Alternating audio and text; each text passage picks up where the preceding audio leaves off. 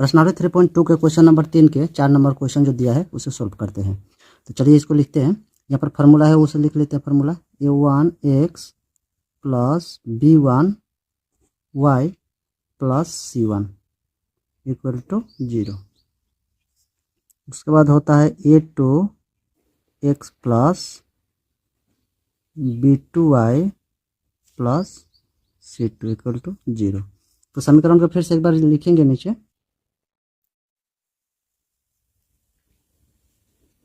तो 11 बराबर को उस पर है तो इधर लाएंगे तो क्या हो जाएगा, माइनस हो जाएगा।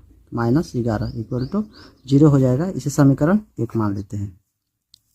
उसके बाद दूसरा समीकरण को लिखेंगे 10x प्लस 6y। तो उधर -22 है तो इधर लाएंगे तो हो जाएगा +22 इक्वल टू 0। इसे समीकरण 2 मानेंगे। उसके बाद a1 और a2 का मान भरेंगे। a1 का मान हो गया 5, ये वाला हो जाएगा, और b1 का हो जाएगा -3 और c1 का मान हो जाएगा -11। उसके बाद नीचे लिखेंगे a2 कितना है -10, b2 का मान हो जाएगा 6 और c2 का मान हो जाएगा 22। उसके बाद इसे लिख लेते हैं a1 a2 बराबर, ऊपर 5 है, a1 का मान है 5 और a2 का मान है -10। तो नीचे माइनस नहीं लिखते हैं, ये माइनस को काट देते हैं, माइनस को ऊपर लिखेंगे।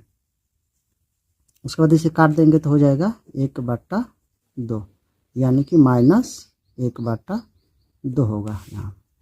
उसके बाद b1 b2 लिखते हैं। उसके बाद b1 b2 का मान कितना है -3 और नीचे है 6।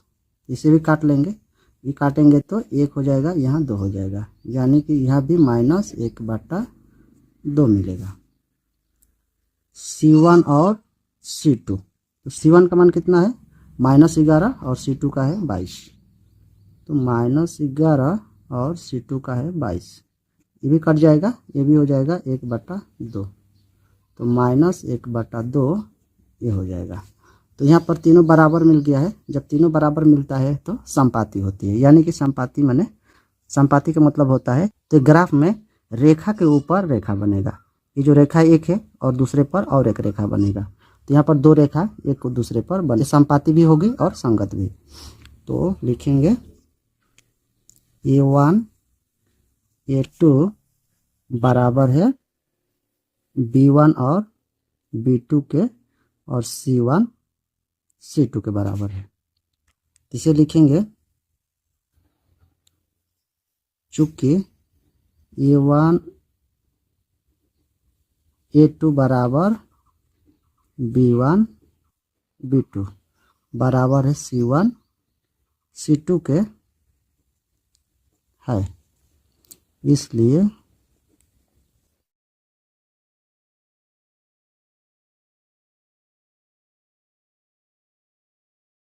रेखाएं संगत होगी, संगत है, अतः रैखिक समीकरण का युग्म संगत है।